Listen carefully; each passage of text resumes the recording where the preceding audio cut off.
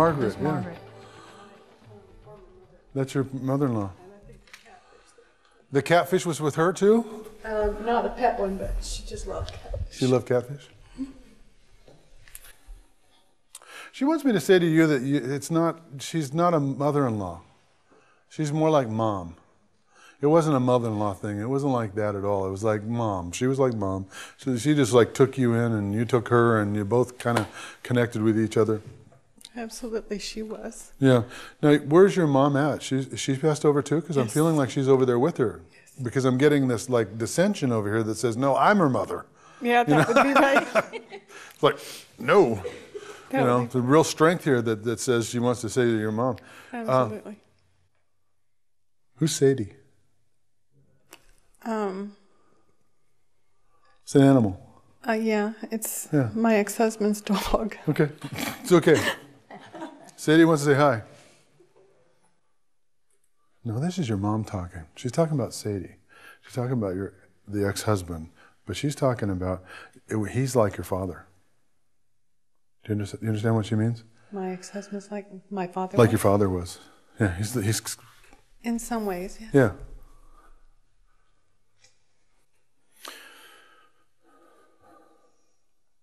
The catfish.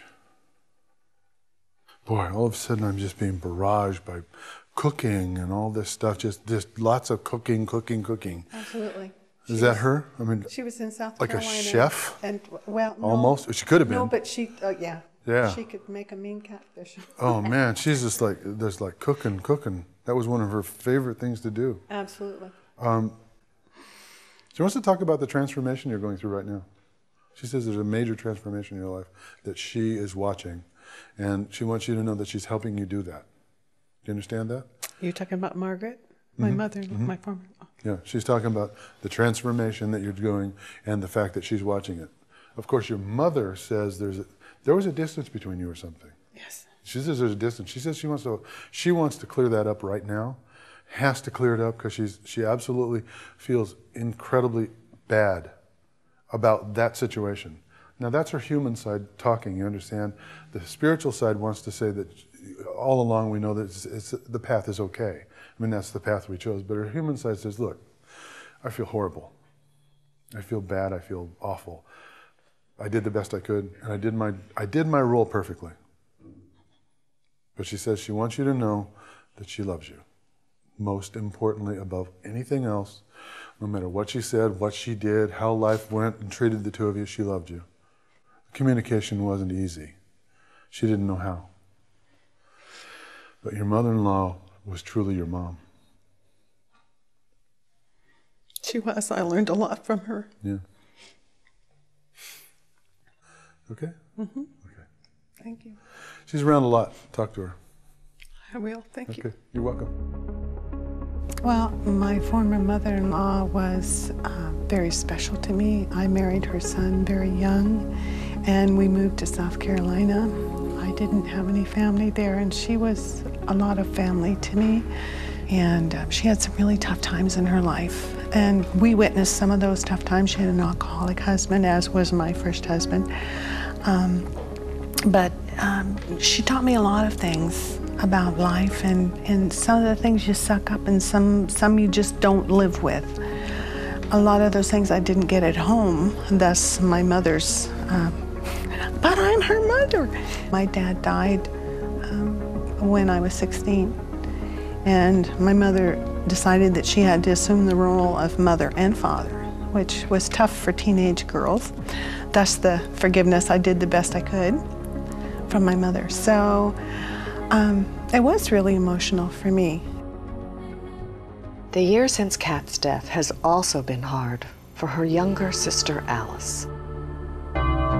This is Alice's first time at a message circle. I have to come home and talk to you. And she's brought her friend Lillian for support. Somebody here wants to extend you lots of love. Lots of big hugs. Kat is her sister. Anyway, she wants to talk about you seeing her, feeling her around you, around the little horse. Something about the horse. specifically like the first couple days you had it or something, and you felt Kat's presence because she wants you to know that she was there. She talks about parting the hair, something about, were you parting his hair on his head? Thanks, because she wants you to know that you don't have to do that, it's okay. It parts naturally. And she likes the fact that you put braids in her hair. You braided it. Yeah. Do you remember the little tiny braid? But you didn't do that one, but it's that type of a braid, though you did a braid. She says you did a good job. She says you were better than me. She says, and you are smarter than me.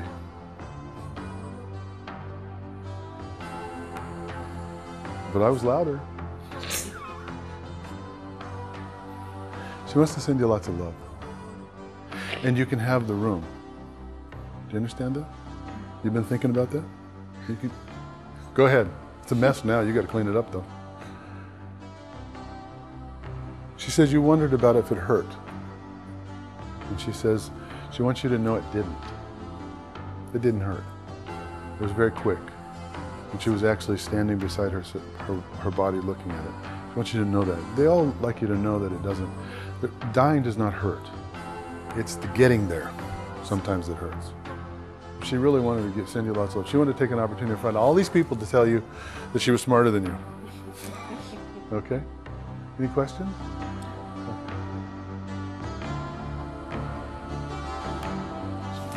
Yeah, my sister came through and I was really happy because at first I was kind of thinking that I wouldn't want to be read because I'd be kind of nervous, but I wasn't that nervous when he was interviewing me.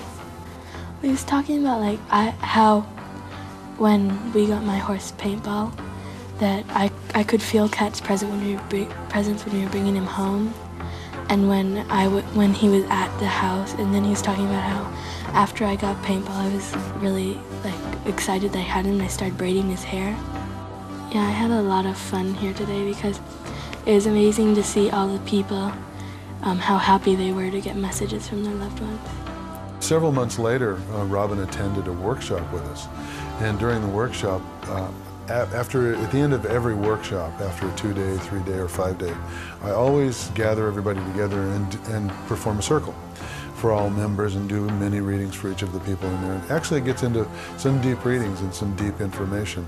But it's like closure at the end of the circle so that we kind of close down with talking with loved ones who've passed over and things like that.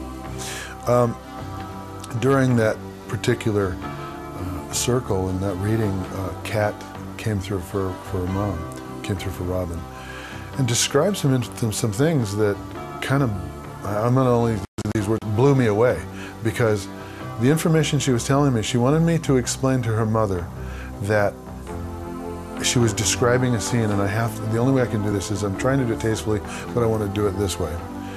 She's describing the scene, she says, you know, Mom, when you came down to the tracks, and I was laying there, my feet were turned the opposite direction, my body was bruised, my bones were broken, everything was messed up. She says, I wanted to give you this smile and tell you my nose was perfect. And then she started teasing me, saying, well, you know, gee, Mom, at least my nose looked okay. It was the only part of it, you know, and it was like, it was the only part of her face that wasn't marked or bleeding or, you know. And nobody knew that. You know, I mean, the rest of my family wasn't there. Nobody knew that she thought her nose was too big. You know, and so it just kind of one more time, sort of, okay, I can hang on to this, I can believe this. I'm going to be with her again. I haven't lost her forever. When we come back, Robin tells us how her life has changed.